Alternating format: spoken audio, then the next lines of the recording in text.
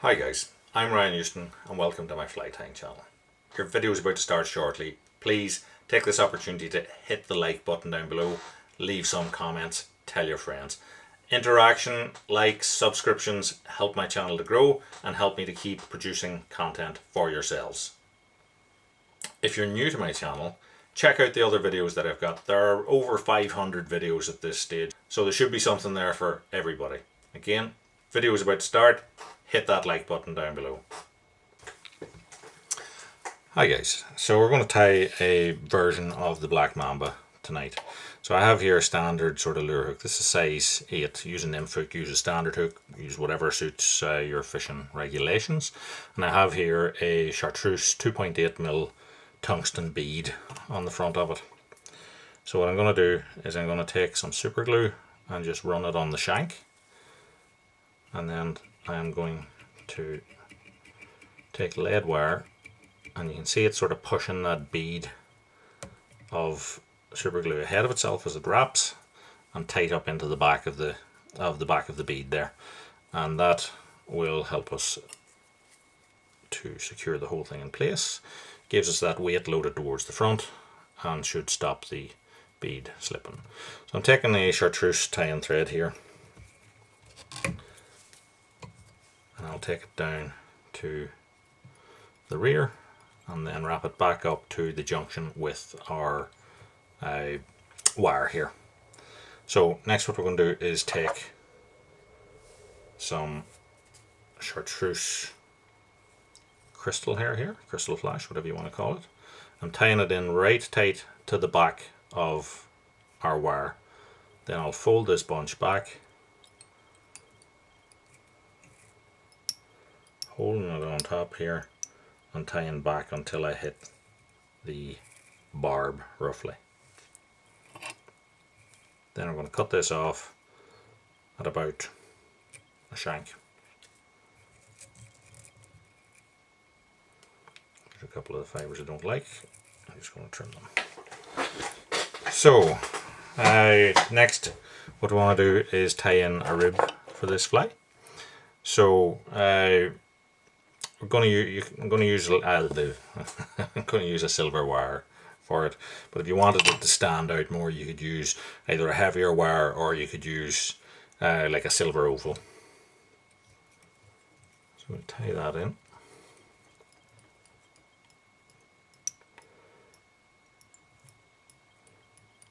So as you can see, I've sort of tied this in such a way that I've then done away with the step that came with the wire.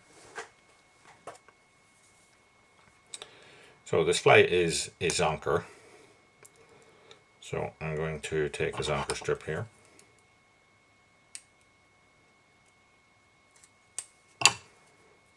Black zonker strip. And I'm going to set it on so that the back end of the skin here is level roughly with the tips of the crystal hair tail. I'll just separate the fur here. You wet it slightly, it'll help.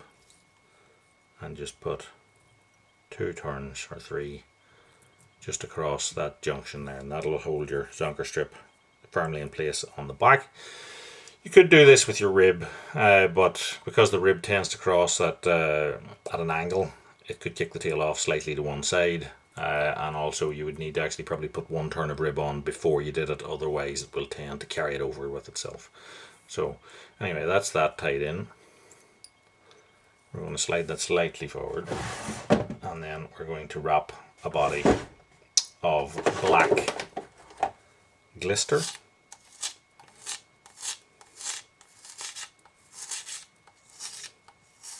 This is like a black peacock type synthetic dubbing.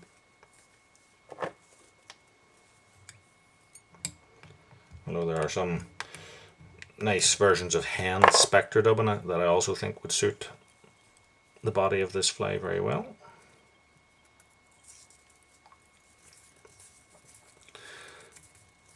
So I waxed up my tie-in thread there and then twisted on the dubbing to it, and then we will take this forward up the body. As I said, the dubbing rope is a little bit thicker there, so I'll just stretch it out.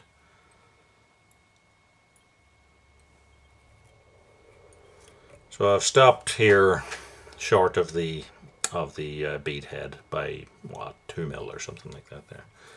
And I'm just going to take the zonker strip then, bring it forward there. As you can see, I'm just taking some of the fibers from slightly in advance of where I'm going to tie it off by. Hold it in place and tighten that down. Turn in front, fold it over, another turn there, and that should hold it. So we can use scissors or we can use a blade. So I'm just going to use a blade. I'm going to set this down to the very bottom, pull that back on itself, and then slide it back and cut that off nice and neat. Then tie over it. So next we're going to rib the body here, or rib the zonker strip to keep it in place. So I'm just getting in between the fibers here. Wiggle it in through. Try not to tie down too far in advance of where you're actually going over. Pull your fibers so as it doesn't carry them over with itself.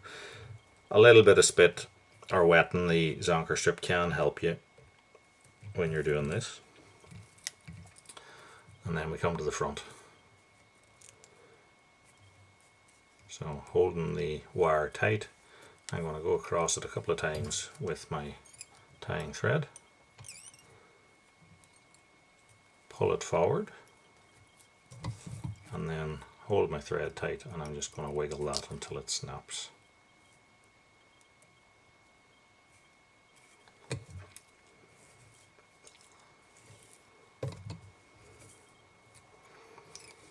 So how do we finish the head?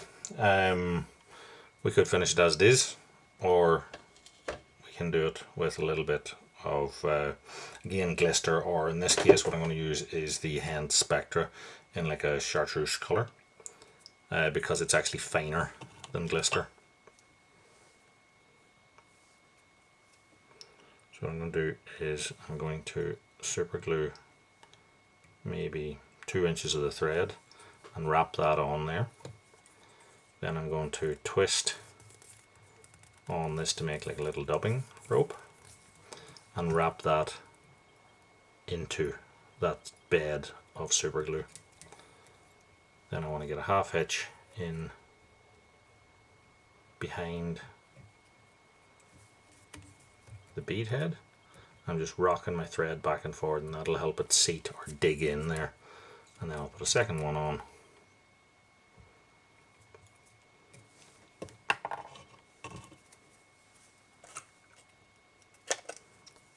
Take my cocktail stick, a little dab of glue, and I'm just going to run that up on the underside to where my thread is coming out. That'll soak in and fix the whole thing in place. Trim off my thread, and that is a Beadhead version of the Black Mamba. So I suppose that, given that it has the extra weight to it, would be useful for sighting fish, so stalking fish. So hopefully you like what you see. If you do, give us a like, subscribe, tell your friends, leave some comments, and until next time, tight lines, and thanks for watching.